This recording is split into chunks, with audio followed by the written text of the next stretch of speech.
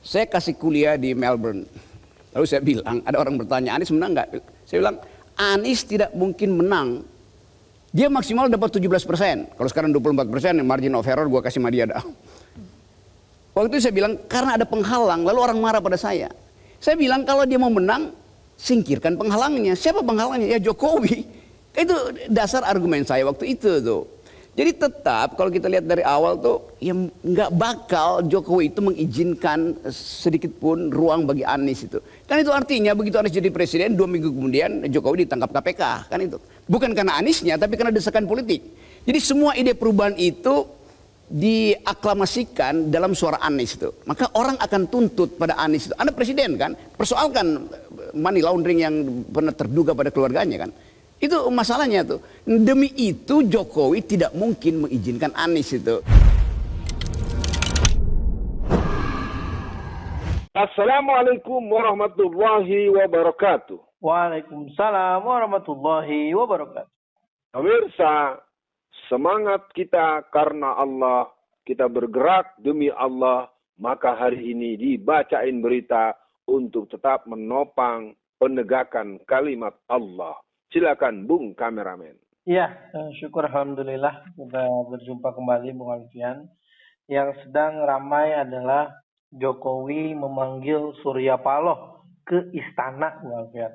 Nah, kalau Pak Edi Mulyadi menyampaikan mungkin ini salah satu kepanikan Jokowi Bung Alfian, karena mungkin tim Amin sekarang ini nggak kayak tim Prabowo 2014 atau 2019 ketika ada kecurangan terlalu anteng. Nah sekarang tim Amin kayaknya terlalu ngelawan nih. Nah itu apakah mungkin salah satu hal yang dilakukan, atau mungkin ada dari CNN misalkan bukan Jokowi yang minta tapi Surya Paloh yang minta berjumpa, atau mungkin Bung Alfian punya pendengaran apa dari pihak-pihak mana gitu dengan adanya berita ini. Silakan respon ya Bung Alfian.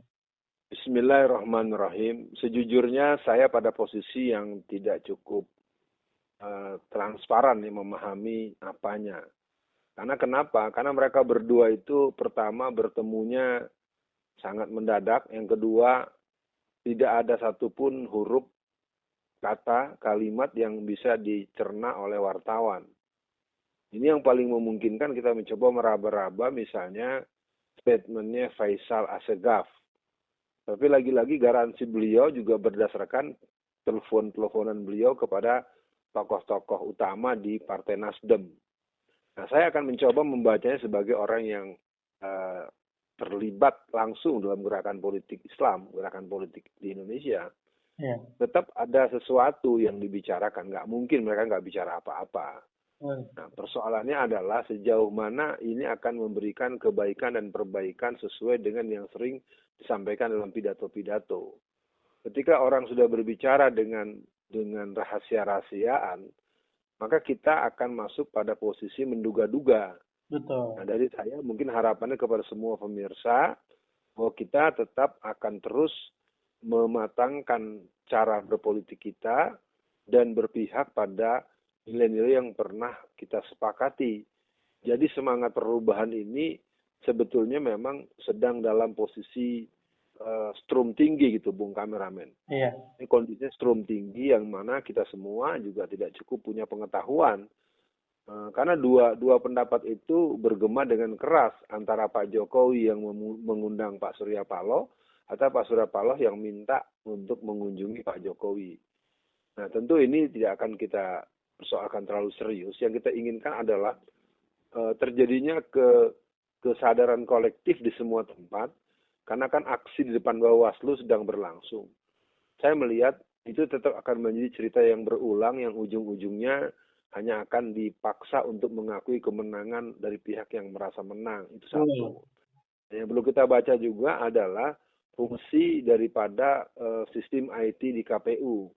Sampai hari ini pertanyaan yang belum bisa dijawab adalah kenapa harus seluruh bahan dan data kita itu ada di Singapura, yang sesungguhnya itu hanya transito. Sesungguhnya justru yang memiliki data lengkap terhadap hasil pemilu itu justru orang-orang Cina. CQ, penguasa pemerintahan Cina. Ini harus dijelaskan dan kelihatannya menurut hemat saya saya kurang juga mampu apakah ada harapan atau memang sudah tidak ada sama sekali. Mestinya ini pihak-pihak yang terkait dengan sistem pengelolaan pemilu ini harus memanggil. Nah, fungsi-fungsi legislasinya kan sudah cacat moral, sudah cacat konstitusi, dan sudah cacat mental, dan banyak cacat-cacat yang lainnya membuat kita, kalau ini masih bisa dimainkan fungsi legislasi, dipanggil itu ketua KPU-nya dan segera. Kalau tidak, dipanggil presidennya. Nah, persoalannya kan Undang-Undang 2002 ini membuat presiden menjadi gabungan antara presiden ya iya, raja ya iya, komandan perang ya iya, dan sudah tidak ada lagi yang bisa mengontrol dia. Dia menjadi the man of super body. Nah, sekali lagi dari situasi ini kita harus menghitung kemungkinan apa. Ya, sementara kita juga tidak cukup optimis ya, penghitungan ulang itu kan dihentikan. Penghitungan berjenjang itu dihentikan, Bung Kameramen, di seluruh kecamatan. Nah, penghentian dengan waktu yang lama itu sangat resisten terhadap kecurangan, penggantian kotak, ini memang karena mereka ingin tetap mengejar setoran agar PSI lolos sebagai komunitas yang punya fraksi sendiri. Iya, Bung Alfian, memang menarik nih Bung Alfian, karena kan kalau bicara Bung Alfian tadi bahas PSI, memang harusnya kalau misalkan Prabowo menangnya betulan, harusnya Gerindra PSI juga keseret Bung Alfian, minimal lolos. Nah, dengan situasi kegalauan yang dihadapi oleh PSI, berarti memang ini input data oleh KPU benar-benar banyak yang mencurigakan, Bung Alfian. Sampai setelah PSI bisa nggak lolos, ini kan berarti tidak terdongkrak oleh Jokowi nih, Bung Alfian. Ada sesuatu nih. Nah, Bung Alfian, kembali ke perihal Surya Paloh ke istana, terlepas siapa yang mengajak duluan, baik Jokowi atau Surya Paloh yang mengajak, itu kan intinya mereka bertemu tuh, Bung Alfian. Nah, pertemuan mereka itu memang sangat tidak bisa kita cium, karena kan Jokowi ketika diwawancara ya jawabnya normatif, dan kita selalu ingat Jokowi kalau ngomong yang kita percaya kebalikannya. Iya, betul. Kalau pihak Amin mengatakan bahwa Surya Paloh, ini pihak PKB menyampaikan Surya Paloh ketemu Jokowi itu nggak ada koordinasi dengan Amin. Berarti kalau saya punya lagi-lagi ya, karena kita nggak tahu itu isinya apa, dugaan kita mungkin dia membahas Nasdem kali, Bung Alfian.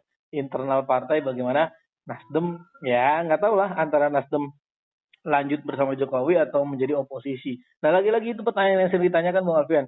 Apakah nanti akhirnya PKS menjadi oposisi sendirian lagi, Bung Alfian? Nah, untuk akhir sesi kali ini, itu yang pertama, Bung Alfian, saya tanyakan apakah nanti ujungnya PKS akan menjadi oposisi sendirian atau bagaimana. Nah, selanjutnya adalah saya melihat videonya Faisal Basri, Bung Alfian. Beliau menyampaikan salah satu kejahatan Jokowi adalah memegang banyak aib. Salah satunya mungkin aibnya PDIP. Makanya kenapa PDIP tidak terlalu berada pada Jokowi? Karena ya mungkin kalau bisa adu jidat, suaminya Puan bisa ditangkap, Harun Masiku bisa ditangkap. Nah, dan lain halnya, Bung Alfian. Untuk akhir, silakan closingnya, Bung Alfian. Ya, yang jelas Bung Kameramen kelihatannya punya akumulasi ya, punya sedimentasi kegalauan ya Bung Kameramen ya. Saya mencoba mengurai dulu. Yang pertama, kunjungan atau pertemuan antara Surya Paloh dengan Jokowi itu menurut saya sudah terjadi dan kita tidak punya pengetahuan secara kontennya. Itu yang pertama. Yang kedua, ketika PKB menyoal koordinasi dengan pihak PKB, sebenarnya juga terjadi dulu gitu juga. Tidak ada koordinasi ketika tahu-tahu Caimin muncul sebagai wakil presiden. Itu kan juga tidak berkoordinasi dengan PKS kan gitu kan. Artinya kalau menyoal koordinasi ya kita akan lihat bahwa ternyata permainan politik kita ini permainan politik kucing-kucingan, badut-badutan, backstreet-backstreetan, itu harus diakui. Jadi artinya komplain-komplain yang dialamatkan kepada seseorang atau kumpulan orang dengan kekeliruan secara mekanisme boleh jadi hal yang sama dilakukan juga pada kesempatan yang lain yang sebetulnya artinya sama saja. Nah, dari saya untuk soal PKS akan menjadi oposisi sendirian, kalau menurut saya PKS harus pasang dada. Malah ini akan menjadi kode keras untuk munculnya kekuatan politik Islam. Syaratnya adalah PKS harus mau melihat bahwa apakah P3, apakah PBB, apakah Partai Umat, apakah Partai Masyumi, itu adalah partai saudaranya PKS. Artinya harus ada pembicaraan-pembicaraan di tingkat silaturahmi politik, di tingkat pembicaraan-pembicaraan yang katakanlah untuk melakukan sinergi yang dari hati ke hati, dari struktur ke struktur, dari kepentingan-kepentingan yang bersifat kepentingan umat, kepentingan Islam, kepentingan dakwah, kepentingan misi Islam dan artikulasi nilai-nilai keislaman secara simbolik maupun secara penampakan. Nah, saya pikir untuk PKS kemungkinan besar bisa mengalami situasi itu. Kalau dia mampu mengelolanya dengan baik, maka PKS akan menjadi partai yang juara satu sebagaimana kemungkinan besar terjadi di DKI Jakarta. Kalau mungkin nanti kalau memang terjadi pembicaraan yang tentu tidak boleh sembrono, tidak boleh kesusu, ya, nggak boleh keburu-buru, nggak boleh mengklaim. Bisa jadi nanti semua kita akan menyatakan diri kami tidak ada lagi, kami semuanya ada di PKS. Nah tentu itu harus ada pembicaraan untuk ruang, peluang, dan fungsi-fungsi. Nah soal aib, sebenarnya aib itu sistemnya saling mengunci. Kalau menurut almarhum Allahyarham Rizal Ramli, justru yang mempunyai kemampuan seperti itu namanya Luhut Binsar Panjaitan. Luhut Binsar Panjaitan orang yang paling mampu mengkotak-kotakan, membuat filing kabinet tentang arsip-arsip aib dari orang-orang tertentu, termasuk mungkin aibnya Jokowi juga. Artinya memang ini orang satu punya kemampuan itu. Nah, perihal Jokowi punya hal-hal seperti itu, ya yang jelas bukan soal dia sebagai Jokowi pribadi. Karena dia punya kepanjangan tangan yang masih bisa disuruh. Apakah kejaksaan, apakah kepolisian, apakah intelijen, apakah BIN, apakah BAIS, atau pihak-pihak lain yang memang secara sistem ketatanegaraan kita menjadi hal yang harus tunduk atas perintah seorang yang bernama Raja Presiden Indonesia. Presiden Raja Indonesia ini adalah satu output daripada amandemen undang-undang menjadi Undang-Undang Dasar 2002 yang itu harus dipahami situasi ini memiliki legal law, legal standing, legal protect ya. Jadi ketika kita terus mencecar dan mengejar ini sebagai sebuah kekeliruan atau kesalahan, maka akan dianggap kita yang bersalah karena dia bertentangan dan melawan pemerintah dengan satu simbolan, kita akan dianggap makar dan segala macam.